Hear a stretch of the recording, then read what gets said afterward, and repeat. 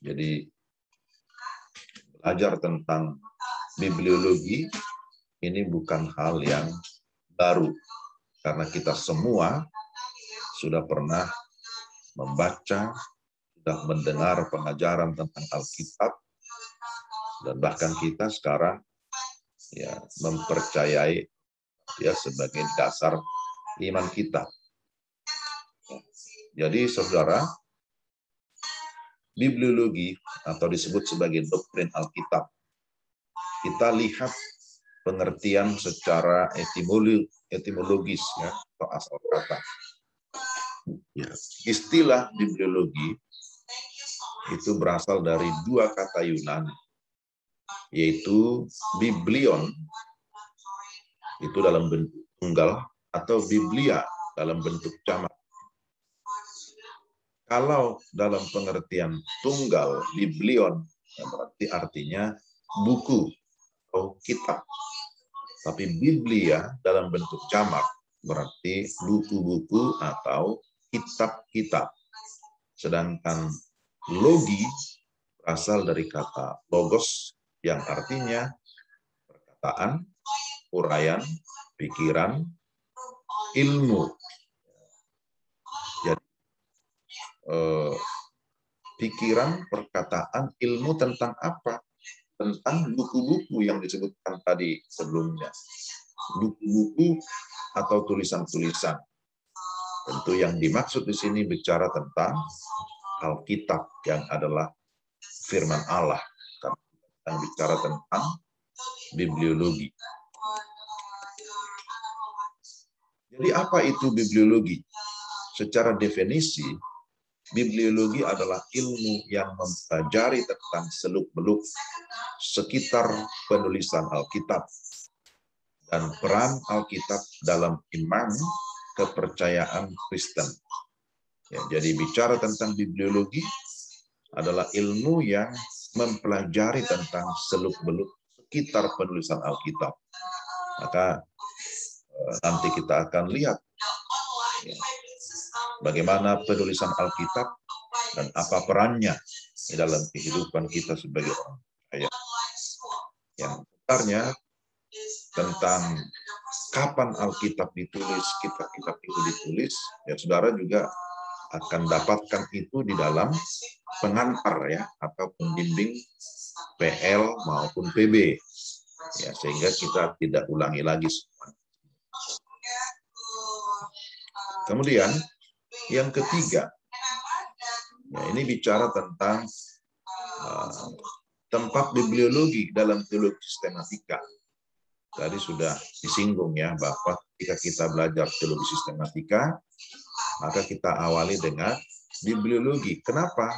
Karena bibliologi itu bagi kita menjadi dasar dengan anggapan bahwa manusia tidak mungkin tahu apapun tentang Allah, kecuali Allah sendiri yang menyatakan diri kepada manusia. Jadi inilah anggapan atau asumsi dasar. Manusia tidak mungkin tahu apapun tentang Allah, kecuali Allah sendiri yang menyatakan diri kepada manusia. Waktu di awal-awal, saya juga menyampaikan bahwa ada 3 starting point ya, atau poin awal mengapa kita belajar teologi. Ada yang masih ingat apa yang merupakan starting point teologi? Apa yang merupakan titik awal mengapa kita berteologi? Apa? 3 hal. Ada. Silakan. Yang pertama setelah itu ada. Yang kedua adalah mengatakan dirinya secara fisik dalam Alkitab. Dan yang ketiga, Alkitab yang perlu diselidiki. Oke, terima kasih ya. Jadi betul, ketika kita belajar teologi, maka starting point-nya pertama, kita percaya bahwa Allah itu ada. Ya, bicara tentang eksistensi Allah, keberadaan Allah. Tetapi kemudian yang kedua, bahwa Allah yang ada itu adalah Allah yang menyatakan dirinya. Istilah menyatakan dirinya kita bisa artikan dengan kata mewahyukan dirinya. Maka kita mengenal istilah pewahyuan atau wahyu. Atau dalam istilah Yunani disebut dengan apokalipsis. Lalu diterjemahkan dalam bahasa Inggris revelation. Allah mereveal, mewahyukan atau menyatakan. Tapi bagaimana Allah menyatakan dirinya? Dia menyatakan dirinya bukan hanya secara umum, tapi secara khusus. Sehingga kita percaya bahwa ada wahyu khusus, itulah Alkitab. Alkitab adalah wahyu khusus. Maka untuk kita bisa mengenal Allah harus mempelajari Alkitab itu, atau menyelidiki Alkitab itu secara khusus. Maka itu yang ketiga, gitu ya. Pertama, bahwa percaya Allah ada. Kedua, bahwa Allah menyatakan dirinya secara khusus melalui Alkitab. Tapi kemudian yang ketiga, Alkitab itu harus diinvestigasi, diselidiki, harus dipelajari. Jadi di sini kita lihat bahwa tempat bibliologi itu sangat signifikan. Artinya bibliologi itu memiliki peranan yang sangat penting ketika kita berteologi sistematika. Karena sekali lagi manusia tidak mungkin tahu apapun tentang Allah kecuali Allah sendiri yang menyatakan dirinya kepada manusia. Dan sekali lagi dia sudah menyatakan dirinya kepada kita melalui firman-Nya, melalui firman yang hidup, yaitu Yesus Kristus. Kemudian semua tentang apa yang sudah dinyatakan itu dituliskan di dalam Alkitab sebagai firman yang tertulis. Nah, dan bahwa Allah telah menyatakan dirinya, berkenan menyatakan dirinya melalui Alkitab untuk dikenal oleh manusia. Maka kita percaya bahwa Alkitab mempunyai peranan yang menentukan sebagai pemegang otoritas tertinggi dan menjadi sumber utama untuk mempelajari teologi sistematika, yaitu termasuk di dalamnya semua doktrin iman kepercayaan. Jadi segala pengajaran Kristen itu harus bersumber dari Alkitab, harus bersumber dari Alkitab. Oke, sekarang kita masuk kepada istilah wahyu yang tadi sudah saya sebutkan. Wahyu atau penyataan Allah.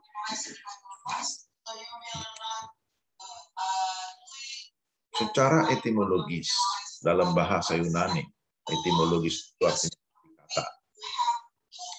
Dalam bahasa Yunani, penyataan atau revelation adalah apokalipsis dari kata apo yang artinya sesuatu yang disingkapkan atau dibukakan dari apa yang dahulu samar-samar atau yang dahulu tertutup atau yang dahulu tidak terlihat jelas. Tapi sekarang sudah dinyatakan, artinya sudah disingkapkan. Nah, apa isinya Lukas 10 ayat 21?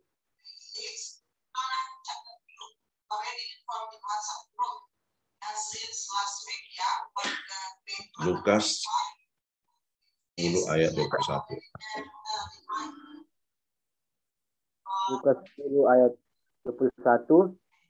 Lalu Yesus melarang mereka dengan keras supaya mereka jangan memberitahukan hal itu kepada siapapun.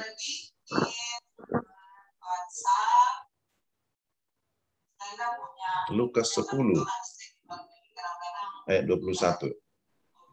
Pada waktu itu juga bergembiralah Yesus dalam berkata, Aku bersyukur kepadamu, Bapa, Tuhan langit dan bumi, karena semuanya itu Engkau sembunyikan bagi orang bijak dan orang pandai, tetapi Engkau nyatakan kepada orang kecil, ya Bapa.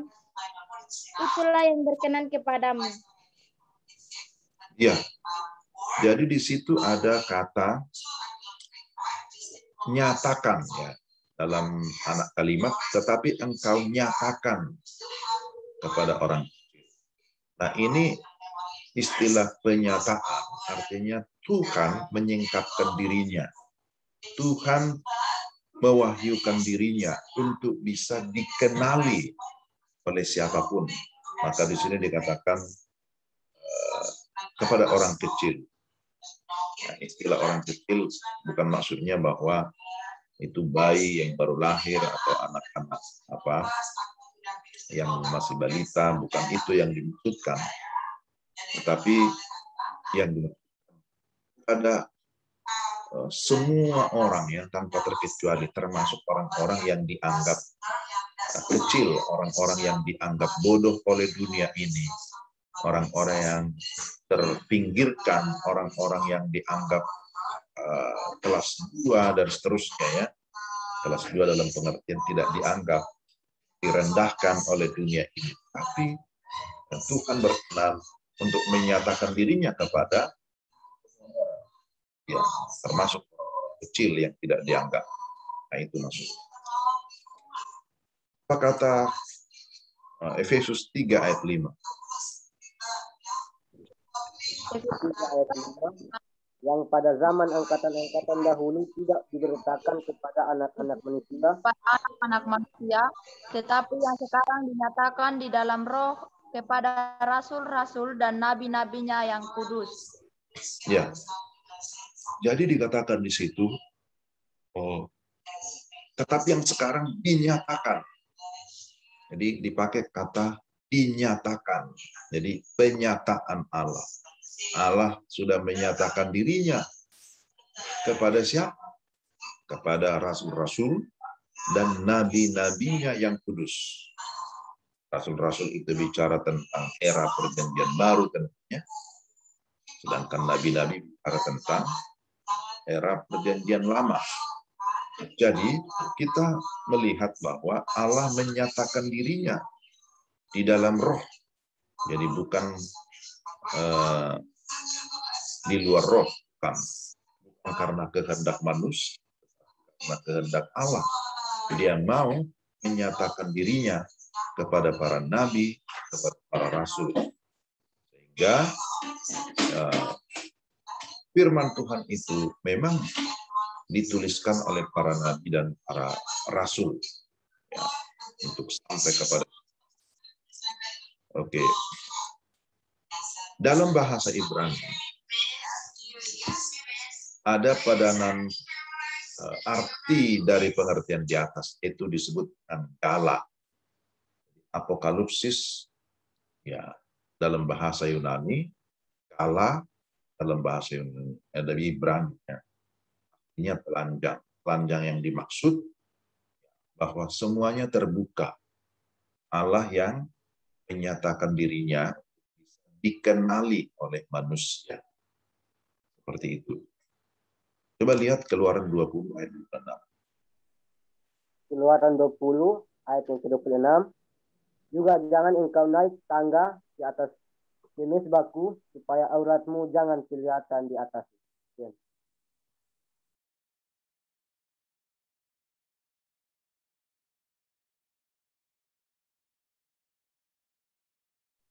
Yesaya 53 ayat 1 dan 2 Samuel 7 ayat 27. Siapakah yang percaya kepada berita yang kami dengar, dan kepada siapakah tangan kekuasaan Tuhan dinyatakan?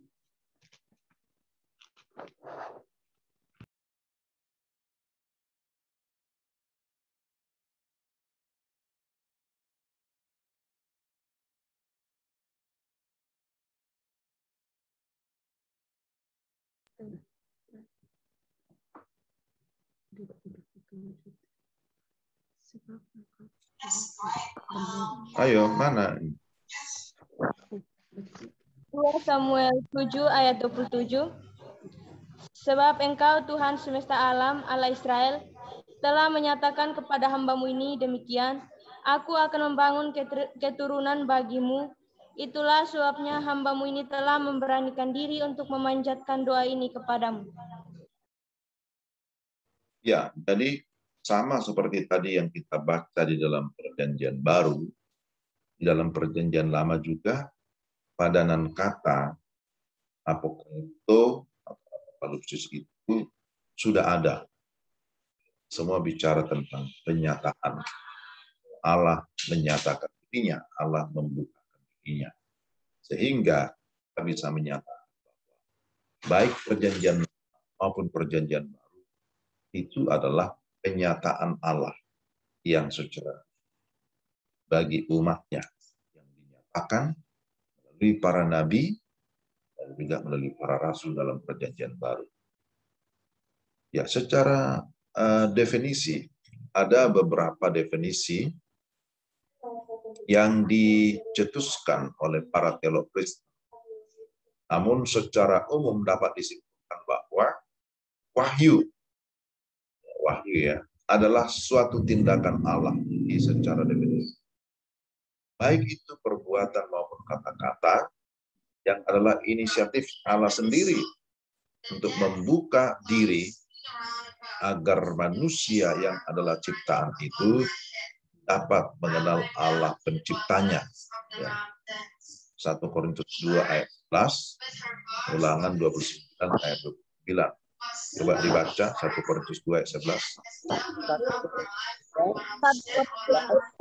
Apa gerangan manusia yang tak apa yang dalam dia selain manusia sendiri yang ada di dalam dia, demikian tidak ada yang tahu apa yang terdapat di dalam diri Allah selain roh Allah.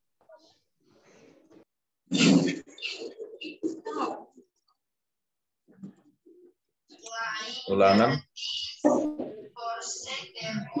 29. Hal yang tersembunyi, hal-hal yang tersembunyi ialah bagi Tuhan Allah kita, tetapi hal-hal yang dinyatakan ialah bagi kita dan bagi anak-anak kita sampai selama-lamanya, supaya kita melakukan segala perkataan hukum Taurat ini. Amin.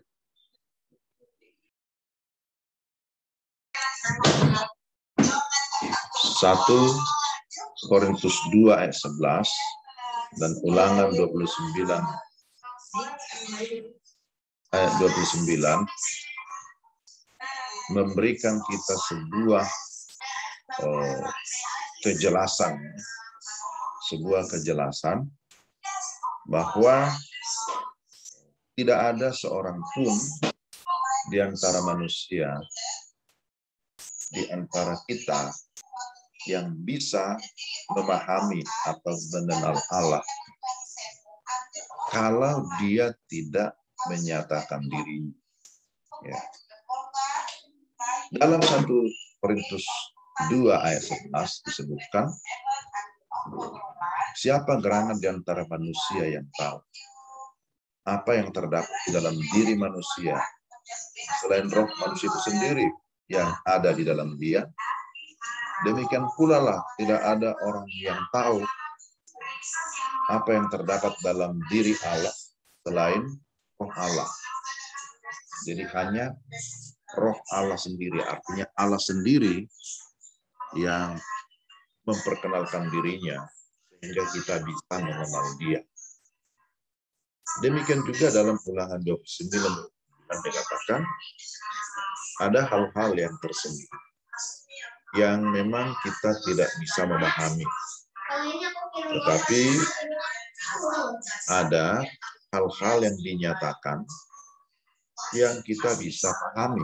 Ya, itu hal-hal yang tersembunyi, yang secret, itu dikatakan bagi Tuhan Allah. Tapi yang dinyatakan, itu dinyatakan ya, kata nyata itu. Artinya yang diwahyukan, yang dibukakan, nah itulah bagi kita. Dan bagi anak-anak kita sampai selama-lamanya. Nah, jadi apa itu wahyu? Wahyu adalah suatu tindakan Allah atau inisiatif Allah untuk menyatakan atau untuk membuka dirinya supaya manusia yang adalah ciptaan mengenal Allah ciptaannya. Nah itu tentang wahyu. Jadi sekali lagi ya, sebelum saya sampai ke sini, apa tadi pengertian dari wahyu? Penyataan Allah kepada manusia. Ya, oke. Bisa dibahasakan dengan bahasa sendiri yang lebih lengkap. Wahyu itu apa? Penyataan Tuhan. Dengan bahasa yang lebih lengkap, bukan arti kata. Wahyu adalah suatu tindakan Allah. Yang lebih lengkap.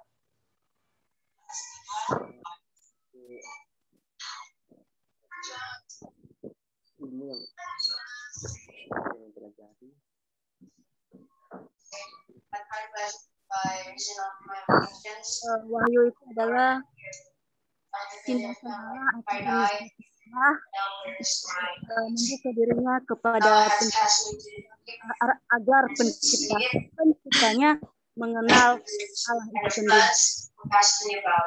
Coba diulang ya, diulang karena putus.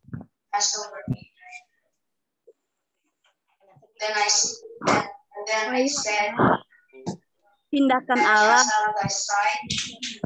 untuk dirinya kepada manusia agar manusia mengenal Allah. Ada yang lain yang lebih lengkap?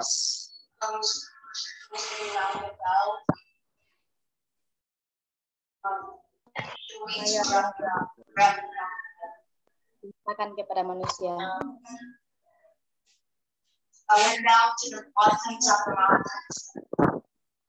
Coba diulang.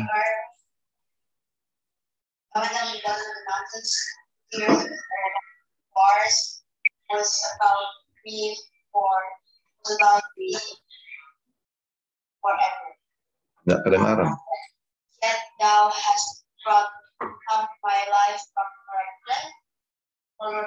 Coba lagi. Dari Allah akan kepada manusia. Tidak jelas ya. Siapa lagi? Siapa lagi? Penyataan diri Allah kepada manusia.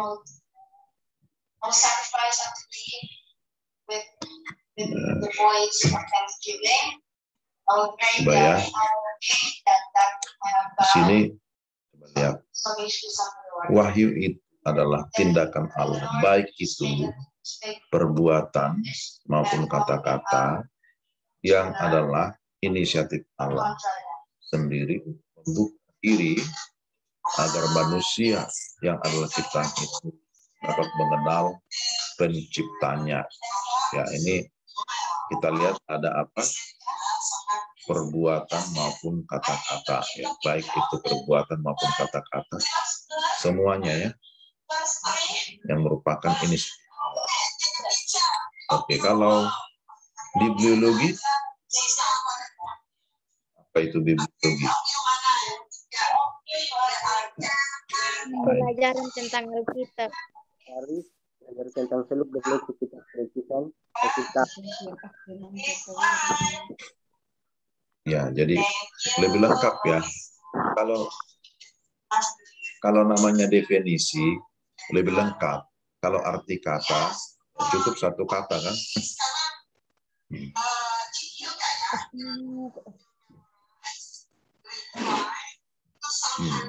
Jadi definisi bibliologi adalah ilmu yang mempelajari tentang seluk-beluk kitab penulisan Alkitab dan peran Alkitab dalam iman kepercayaan Kristen. Jadi kalau pengertian kata bibliologi, kita bisa sebut doktrin Alkitab atau pengenalan ilmu yang mempelajari tentang Alkitab.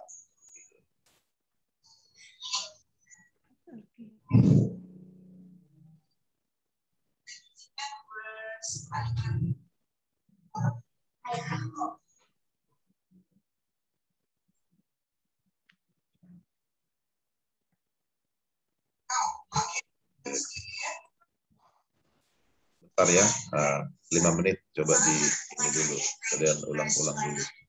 Ya.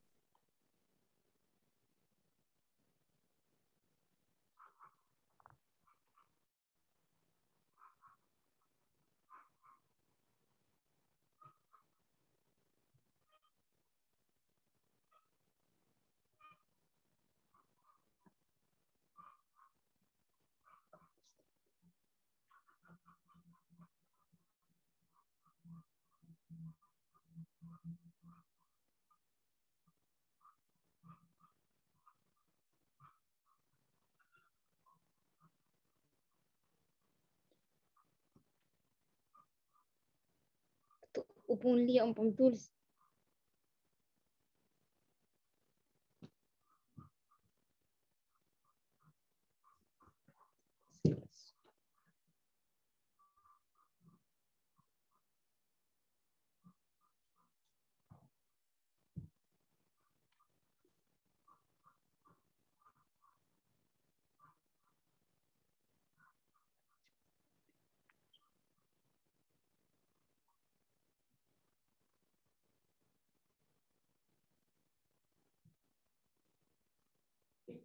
Ya.